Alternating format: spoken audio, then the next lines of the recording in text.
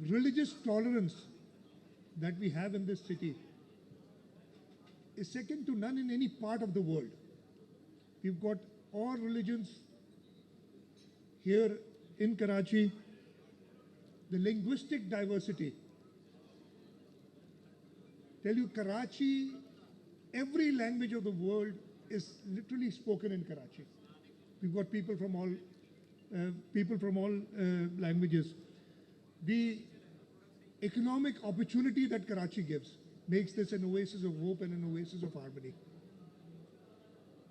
People not only from the rest of Pakistan, but several from internationally come here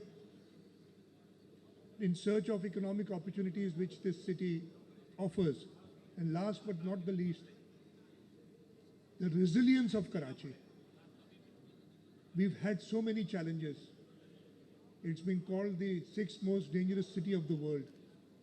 We've had religious riots, language riots. I'm not talking about the negative things, because people who do not like the hope that Karachi gives to the rest of Pakistan do try and create problems. But the resilience of Karachi has successfully thwarted all these people, and Karachi rises and shines, and inshallah ta'ala it will rise and shine even further. ये event जो आज का है, जैसे मैंने कहा, मुझे लगता है कि अपना इवेंट है, मैं इतनी बार यहाँ आया हूँ और आज भी मुझे पता है, और मैंने अभी कहा है ज़ुबैर साहब से और इफ्तिखार साहब से कि मुझे 11:30 जाना है, निकलना है, इसलिए कि एक और कमिटमेंट है, लेकिन मैं इंशाल्लाह कल दोबारा स्टॉल्स का विज़िट करने आऊँगा 1 घंटा निकाल के, ताकि वो जो हमेशा एक राउंड होता है, will inaugurate the opening and then will probably not be able to do a round today, आज नहीं कर सकूँगा। बाकी सब दोस्त जो इधर आए मैं उन सब से कहता हूँ कि वो राउंड ज़रूर लगाएं और देखें कि कराची के अंदर और बाहर से जो लोग आए उधर क्या क्या ऑफ़र कर रहे हैं। इसके साथ साथ जैसे ज़ुबैर साहब ने भी बताया, इफ्तिखार साहब ने भी बताया, चैलेंजेस भी बहुत है और ख़ास तौर पे आजकल, और मुझे ज़रूर उन चैलेंजेस के बारे में थोड़ा बहुत बताना होगा और ये कहना होगा कि हम as the government of Sindh क्या कंट्रीब्यूट कर रहे हैं to try and overcome those challenges. It's a huge city, 2-2.5 crore की आबादी, हर जगह से आए हुए लोग, और ख़ास तौर पे जो इस वक्त इश्यूज़ आ गए हैं महंगाई की वजह से। और महंगाई क्यों है? महंगी बिजली, महंगा फ्यूल, आपकी इंडस्ट्री। मुझे बड़ा दुख है और एहसास है कि काफ़ी इंडस्ट्रीज़ जो है वो यहाँ तो बिलो प्रोडक्शन चल रही हैं, या काफ़ी ऐसी भी जो है जो बंद हो गई हैं या बंद करने का सोच रही हैं। और इसकी वजह से जो और मसाइल होंगे पैदा, जो ऑलरेडी हम बेरोज़गारी एक दौर से गुज़र रहे हैं, तो हमें इस वक्त हम सबको चाहिए, हुकूमत को, इंडस्ट्री को, आम शहरी को, कि सब मिलके इस मुश्किल वक्त में हम कंट्रीब्यूट करें। सबसे बड़ा मसला, और ये आप सबको पता है, इस वक्त जो बिजली का मसला है, मैं सिर्फ ये बताना चाहूँगा, और अच्छा इस मसले का हल है, और ये मैं अब से नहीं कह रहा हूँ, मेरा ख्याल है अगर आप मेरी पुरानी तकारीर उठा के देख लें, जो शायद इधर भी मैंने इस इवेंट में भी की हो, हम हमेशा से कहते हैं कि सिंध पाकिस्तान की एनर्जी बास्केट है। हमारे पास, ज़ुबैर साहब ने बताया, 70% गैस की प्रोडक्शन सूबा सिंध से होती है पाकिस्तान की, लेकिन अनफॉर्चुनेटली, अच्छा ऐसा भी नहीं कि कोई मैं ऐसी गैर कानूनी या ऐसी बात कर रहा हूँ, हमारे आइन में लिखा गया है कि जी जिस सूबे से गैस निकलेगी उस सूबे की पहली प्रायोरिटी है। पहली प्रायोरिटी का मतलब क्या होता है? कि उस सूबे के लोगों को आप फ़ायदा दें। इस वक्त गैस जो भी आपकी इंडस्ट्री है, जैसे ज़ुबैर साहब ने बताया, उसे कह रहे हैं गैस नहीं देंगे, RLNG ले लो। और मैं इसके बारे में कई बार बात कर चुका हूँ। मैं एक बात पूरे पाकिस्तान को और चाहे ये वो क्लियर कर देना चाहता हूँ कि पाकिस्तान, और ये हिस्टोरिकली रहा है कि सूबा सिंध और ख़ास तौर पे शहर कराची, इसकी तरक्की, इसकी प्रोडक्शन, इसकी एक्सपोर्ट से पूरा पाकिस्तान लिंक्ड है। और हम कर क्या रहे हैं? हम कर क्या रहे हैं कि इधर के इंडस्ट्रियलिस्ट, इधर के ताजरों को, इधर के लोगों को कह रहे हैं कि आप इनएफिशिएंट बन जाओ जैसे बाकी पूरा पाकिस्तान इनएफिशिएंट है। हमें इससे निकलना होगा। हमें इस सूबे के लोगों के लिए जो 70% गैस हम प्रोवाइड कर रहे हैं वो चाहिए, उसमें पहली प्रायोरिटी हमारी होनी चाहिए। और ये बड़ा क्लियरली मैं हर फोरम पे ये कह चुका हूँ। अनफॉर्चुनेटली कई फोरम्स में मैं आउट नंबर हो जाता हूँ और काफ़ी ऐसे लोग जो पूरे पाकिस्तान का नहीं सोचते, इसलिए मैंने कहा ना, मैं जब ये बात कर रहा हूँ तो कह रहा हूँ कि हमारा एक एडवांटेज है, पोर्ट इधर है। आप समंदर को तो यहाँ से उठा के कहीं नहीं ले जा सकते ना। ये पॉसिबल होता तो शायद ये भी कर लेते, लेकिन वो कर नहीं सकते। तो जब एडवांटेज एक है किसी जगह को, उसको आप फायदा दें। और यही हम बात कर रहे हैं, और उससे फायदा किसका होगा? पूरे पाकिस्तान को होगा। इसके साथ साथ हमारे पास सूबा सिंध में थरपारकर में इतना कोयला मौजूद है कि हम पूरे पाकिस्तान की पावर नीड्स, हम पूरे पाकिस्तान की जो हमारे आबादगार हैं, फर्टिलाइज़र की requirement, even coal to diesel अब स्टैब्लिश टेक्नोलॉजी है, ये पूरी कर सकते हैं। और इस वक्त आप सबको मेरा ख्याल है पता होगा, पता नहीं तो मैं ये बता देता हूँ कि सबसे सस्ती बिजली पाकिस्तान में थर के कोयले से आ रही है। आपके जो मेरिट ऑर्डर होता है उसमें सबसे ऊपर है थर का कोयला। अच्छा, कराची पे आ जाए, हुकूमत सिंध ने क्या किया? नूरियाबाद पे पावर प्लांट है 100 मेगावाट का। इस वक्त आप बिजली का बिल इंडस्ट्री कितना दे रही है per unit? 48 to 52 rupees. Nooriabad का पावर प्लांट 100 मेगावाट, और ये तकरीबन 90% से ऊपर की एफिशिएंसी डिस्पैच में चलता है, इसलिए कि अगेन के इलेक्ट्रिक के मेरिट ऑर्डर में सबसे ऊपर नूरियाबाद का पावर प्लांट है। और ये बिजली पैदा करता है, जनरेशन कॉस्ट उसकी है 15 रुपये फी यूनिट।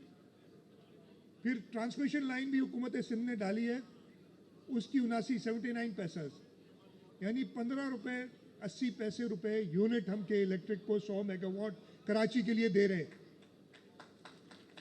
बस वो फिर बास्केट में जाके और फायदे लेके वो आपको 48 रुपये में इंडस्ट्री को बेचती है। हमारे जो लो एंड कस्टमर है उसको भी मेरा ख्याल है जो 0 to 200 वाले की भी 24-25 रुपये से कम का यूनिट नहीं होगा। अब ये जो, और जब हमने वो पावर प्लांट डाला था, लगाया था 2017-18 में ये शुरू हुआ था, उसी वक्त हमने कहा था, और हमारे पास ज़मीन मौजूद थी, कि जी हम 100 मेगावाट, और ये इन्वेस्टमेंट 49% गवर्नमेंट ऑफ सिंध की है।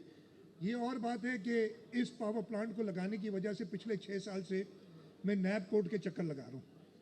ये गलती हो गई ना, 15 रुपये में नहीं बेचते, अगर 40 रुपये में बेचते तो आज कुछ नहीं होता। तो हमने कहा कि जी 100 मेगावाट और लगाना चाहते हैं, हमें नहीं लगाने दिया गया दूसरा पावर प्लांट। भाई गैस सुबह से, अच्छा ये मैं कह रहा हूँ ना, we have this advantage, we have gas in this province, and the constitution says that the first right is of the people of the province, or where the gas of the province where the gas wellhead is. How can we benefit the people? By giving them cheaper energy, cheaper electricity. वो हमने नूरियाबाद से करके दिखा दिया। हमने उस वक्त से कहा हुआ है कि आप हमें जो भी गैस है वो हुकूमत सिंध को एलोकेट कर दें, हम पावर प्लांट्स खुद ही लगाएंगे। अभी जुबैर साहब ने कहा ना कि हम एक कंपनी बना रहे हैं, या हमने वो अप्रूव कर दिया है कि हम Sindh electric power regulatory authority SEPRA के नाम से बना रहे हैं। ये पुराना प्लान था, इसको इन्होंने स्कटल किया। अब मैं नहीं पास्ट में जाना चाहता किस तरीके से, लेकिन हम अपने काम पे लगे रहे और अब हमें वो अप्रूवल्स वगैरह मिल गए हैं। हम एक ग्रिड कंपनी, वाहिद प्रोविंस है जिसने पहले ट्रांसमिशन लाइन लगाई, वाहिद, ये पावर की इसलिए मैं सिर्फ बात बता रहा हूँ कि आजकल हॉट टॉपिक है। और बहुत सारे एरियाज हैं जिसमें हुकूमत सिंध सर्व करती रही अपने लोगों को। और जो आपकी हमने कहा था कि जी हमें आप दें जो भी गैस होती है, हम पावर प्रोड्यूस करेंगे, और अगर हम सुबह सिंध के हवाले से अपनी गैस इस्तेमाल करते हुए पावर प्रोड्यूस करें तो ये 15-16 रुपए या 20 रुपए का आजकल के ज़माने में ज़्यादा से ज़्यादा टोटल कॉस्ट आएगी। और आपकी कॉस्ट 48 रुपए से कम होके, मैं ये कहता हूँ 25 रुपए से कम हो जाएगी। 50% आपकी कॉस्ट कम हो जाएगी अगर आप सिंध को इजाज़त दें कि हम अपनी सोल्यूशन खुद दें। हाँ, टाइम लगेगा, वील हैव इट। ये आज काम होगा तो कल से शुरू नहीं हो जाएगा power plant, 3 to 5 years। But हमने ये सबसे साथ मिलके मुश्किल टाइम, इवन अदरवाइज अजीब ही हमारा माइंडसेट हो गया। आज भी लोग अभी बात करते हैं 1994 की, कल भी मैंने सुना था वो 94 वाले तो पावर प्लांट्स की सब, वो उस वक्त 6 सेंट में बिजली दे रहे थे और आपके आसपास के मुल्क उससे महंगी बिजली दे रहे थे उस वक्त। हमारी पॉलिसी को उस वक्त बांग्लादेश ने अडॉप्ट किया, और लेकिन उस पॉलिसी के बाद you have to take the next step. किया कि उन्होंने उस वक्त जब हमने अट्रैक्ट किए थे 94 की पावर पॉलिसी जो शहीद मोहतरमा बेनज़ीर भुट्टो लाई थी, उस वक्त हमने दुनिया की blue chip companies, Enron, AES, forgetting other names, सारे बड़े बड़े जो पावर कंपनीज थी वो आई थी बिकॉज वो एफिशिएंट थी। लेकिन उसके बाद उसको उन्होंने ऐसा, अब मैं ज़्यादा नहीं बोलना चाहता, आज जो हम भुगत रहे हैं कैपेसिटी पेमेंट्स वाला प्रॉब्लम, लेकिन चले ये कैपेसिटी पेमेंट्स हैं, इनसे बिल्कुल रीनेगोशिएट हो सकता है। प्रॉब्लम क्या है, 40-42 हज़ार मेगावाट की प्रोडक्शन है, आपकी कंजम्पशन आज गर्मियों में 20-22 हज़ार मेगावाट से या 25 हज़ार मेगावाट से ऊपर टोटल डिमांड नहीं बन रही है। एक, आपके पास ट्रांसमिशन नहीं है, दूसरा आपके पास डिमांड ही आपने पूरी नहीं की। यार आप क्यों नहीं, अगेन आज नहीं होगा, कल नहीं होगा, 3 to 5 years में भी आप उन ट्रांसमिशन में अलग पैसा लगेगा तो आप बड़े पावर प्लांट्स के साथ ही हाई एनर्जी कंजम्पशन वाली इंडस्ट्री लगाएं। आप पावर स्ट्रक्चर को, आपकी टैरिफ को रिस्ट्रक्चर करें कि भाई ठीक है, ये 2-3 साल जब तक हम ये डिमांड ले सकें, हमने अपने लोगों को एक रिलीफ देना है। All these things can be worked out. But अगर माइंडसेट आपका सिर्फ ये होगा कि जी आज तरखाओ कल देखा जाएगा, आज वाला प्रॉब्लम खत्म करो, तो हम ये हम करते आए। ये 2019-20 में भी हुआ था कि बस आज छोड़ दो, 2013-14 में भी यही हुआ था। आपने 500-600 अरब रुपए दे दिए थे वन गो में, मुझे नंबर याद नहीं इस वक्त, जो पावर प्लांट्स को सर्कुलर डेट रिवा, और कहा था कि आपसे सर्कुलर डेट खत्म। ये ऑल दिस इज, हम इतने भी नए नहीं हैं, ये पुरानी चीज़ें आप सबको पता है। सो हम दोबारा उसी डायरेक्शन में क्यों जा रहे हैं? हमने सब ने मिलके इसकी थोड़ी सी, बल्कि ज़्यादा आप लोग तो ले रहे हैं, ताजिर या इस मुल्क के लोग ख़ास तौर पे, उनको रिलीफ देने के लिए एक टेम्पररी रिस्ट्रक्चरिंग करनी होगी पावर टैरिफ की, और इस पे हम सबको साथ मिलके चलना होगा। पावर के बारे में ख्याल है काफ़ी जो गैस व एनर्जी के बारे में बोल दिया है। इसके अलावा कराची के अंदर हमें कहा तो बहुत जाता है, लेकिन मैं आपको गिनवा सकता हूँ अनफॉर्चुनेटली। अच्छा, मैं जब ये बात करता हूँ तो मुझे हर इवेंट पे लोग कहते हैं यार आप इतनी बातें करते हैं, ये आप पब्लिसाइज क्यों नहीं करते? वो मैं तो कह के थक गया हूँ हर दफ़े। ये थर की बात क्या पहले आपने नहीं सुनी है कि सबसे सस्ती बिजली होती है? क्या नूरियाबाद का पहली बार मैं बात बता रहा हूँ आज, लेकिन ये चीज़ें नहीं आएंगी, इसलिए मैं आपको बता रहा हूँ।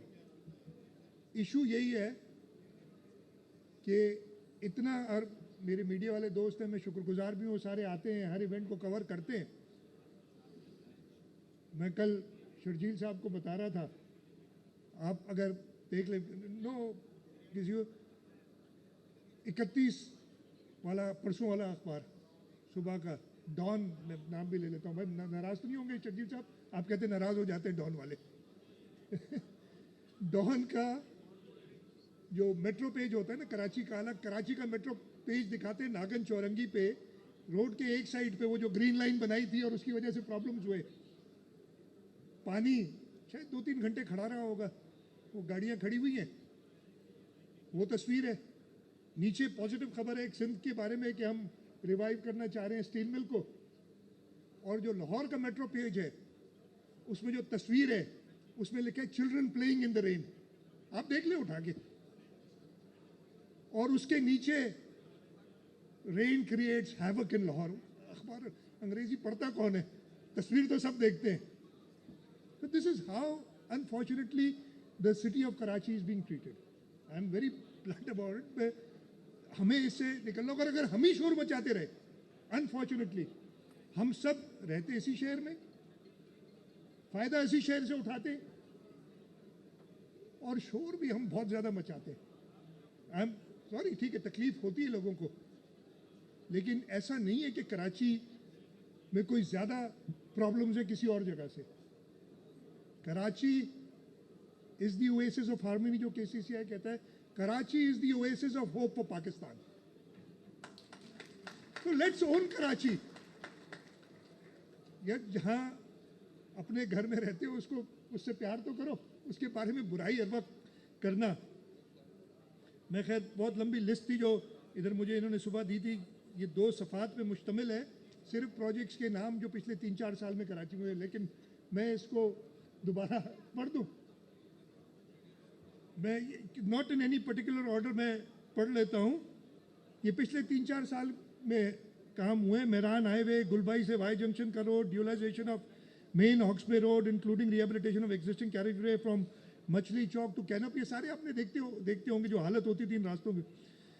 Fisherman roundabout Ibrahim Hyderi में, कोरंगी नंबर 5 पे flyover, Sandspit road, Kala board road, Malir halt road, Begum Rana Liaquat Ali Khan flyover, Shaheed Millat पे, Sumar Kandiani road, Tariq road underpass, Haider Ali underpass, Shahrah Noorjahan, Shahrah Jahangir, Shahrah Humayun, Shaheed Munawwar Suhrawardy expressway, Chakiwara road, Manzil pump flyover, widening of Shahrah Faisal, Tariq road, cantt railway station road, Sarfaraz Rafiqui शहीद road, Zia Mohiuddin flyover, Palestine underpass Gulistan e Jauhar में जो ये दोनों बने, Sher Shah road, Korangi causeway bridge, Meena Bazaar underpass under construction है इस वक्त, Hub river road, Sindh institute of child health की जो हमारे कोरंगी में अस्पताल हैं जो हमने इधर किए हैं, ऑटिज़म सेंटर हमारे कराची में 3 इस वक्त हैं और बाकी सूबे में भी हैं। मनोड़ा बीच के जो डेवलप किया है, जाके आप गए होंगे कुछ लोग उधर, पीपल्स बस सर्विस जो चल रही है, और उसमें हमने पिंक बस सर्विस भी शुरू की है for ladies.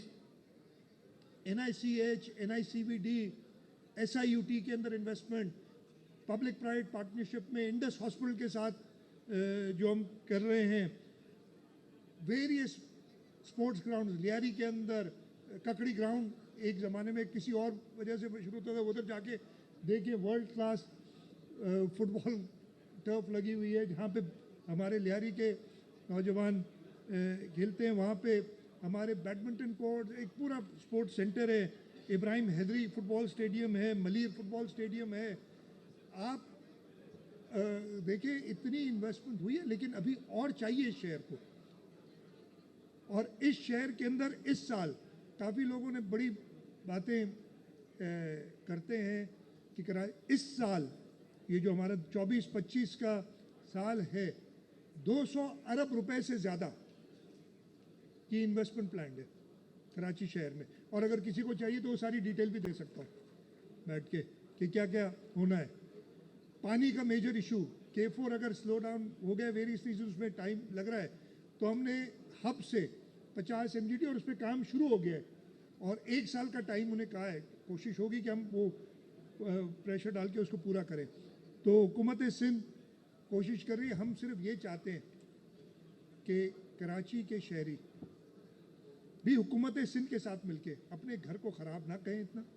We are not bad. अगर इतने ख़राब होते ना तो लोग रोज़ाना इधर आ नहीं रहे होते कराची। हमें एक इशू भी है ना, कराची की पॉपुलेशन बढ़ती जा रही है, लोग आ रहे हैं। लोग इधर आते हैं बिकॉज व्हाट आई से, it's an oasis of hope.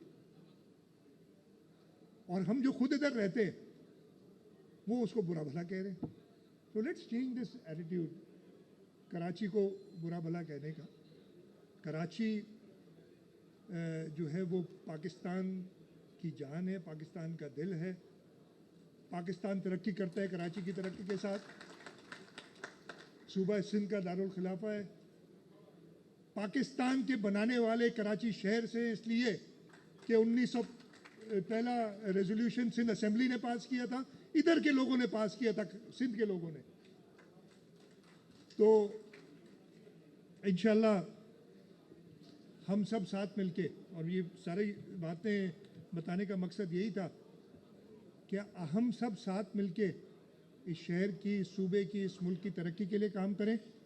और मुझे ख़ास तौर पे जैसे मैंने कहा, the resilience of the people of Karachi, जो इनकी हिम्मत है वो देख के वो पता हो कि मुझे पूरा यकीन है कि हम इस मुश्किल वक्त से भी गुजर जाएंगे। एक वक्त वो भी था, ज़्यादा पुरानी बात नहीं है, यहाँ दिन में 50-50 लाशें गिरती थी। इधर आप बैठे हैं, आपके पास सबसे बड़ा प्रॉब्लम होता ये था। हाँ, पिछले दिनों, और ये अगेन मैं फिर नहीं चाहूँगा कि क्या उसके रीज़न से, किसी दिन आपसे खुल के बात भी करूँगा। स्ट्रीट क्राइम का इशू हुआ था, उस पर भी बड़ी इफेक्टिवली हमने काम किया और काम कर रहे हैं। इतने बड़े शहर में कुछ वाक़यात हो जाते, नहीं होने चाहिए, मैं जस्टिफाई नहीं कर रहा हूँ कोई भी चीज़, लेकिन ये मैं आपको यकीन दिलाता हूँ कि एक भी इंसिडेंट हुकूमत सिंध की नज़रों से ओझल नहीं है। There are issues but we will together overcome these issues. मैं एक बार फिर, और ये सारी बातें करने के बाद मैं कह रहा हूँ ना, इधर वो ये जो कहा था कि इस वक्त हम 54% है एक्सपोर्ट्स का, 54। अगर पाकिस्तान ने तरक्की करनी है, इंशाल्लाह ताला करेगा, पाकिस्तान तरक्की करेगा, कराची की एक्सपोर्ट 80% होनी चाहिए। इधर इन्वेस्ट करना चाहिए हमें। और देखें पाकिस्तान कैसे नहीं तरक्की करता है। इंफ्रास्ट्रक्चर के इश्यूज हैं, हम रिजॉल्व कर रहे हैं, लेकिन ये रेजोल्यूशन आती है इकोनॉमिक एक्टिविटी के बढ़ने से। हम बुरा भला कहने से कोई बेहतरी नहीं आएगी। मैं एक बार फिर बहुत शुक्रगुजार हूँ, माजरत भी कि मैं आज पूरा राउंड नहीं लगा सकूँगा, लेकिन ये वादा है कि कल कोई वक्त निकाल के मैं आपको बता दूँगा। I will make a round. मैं ऑर्गेनाइजर्स का, KCCI का, स्पॉन्सर्स का, सारे जो पार्टिसिपेंट्स हैं उन सब का शुक्रगुजार हूँ। I wish total success to this event. ये एक माइलस्टोन, एक कराची के कैलेंडर में एक ख़ास इवेंट बन गया है, और इस पे मैं मुबारकबाद KCCI को देता हूँ। इंशाल्लाह ताला ये हम हर साल मनाते रहेंगे, और अगले साल जब हम बात करेंगे, मुझे उम्मीद है कि जो आज जो बातें की हैं उसकी कंटिन्यूएशन होगी। देखिए, पिछली साल ये बात की थी हमने, इतनी प्रोग्रेस की है। मैंने कहा ये इतने बड़े इश्यूज़ हैं कि 1-2 साल में नहीं, ये 3 to 5 ईयर्स में कह रहा हूँ। लेकिन ये आपसे कहता हूँ कि अपनी पार्टी लीडरशिप, बिलावल भुट्टो जरदारी साहब, सदर आसिफ अली जरदारी साहब की रहबरी में यही है कि 2029 में हमने पाकिस्तान को बदलना है। हमारी सिंध हुकूमत के ज़रिए हमने पाकिस्तान को बेहतर करना है, और इंशाल्लाह ताला हम इसमें कामयाब होंगे। आप सबका बहुत बहुत शुक्रिया। पाकिस्तान जिंदाबाद।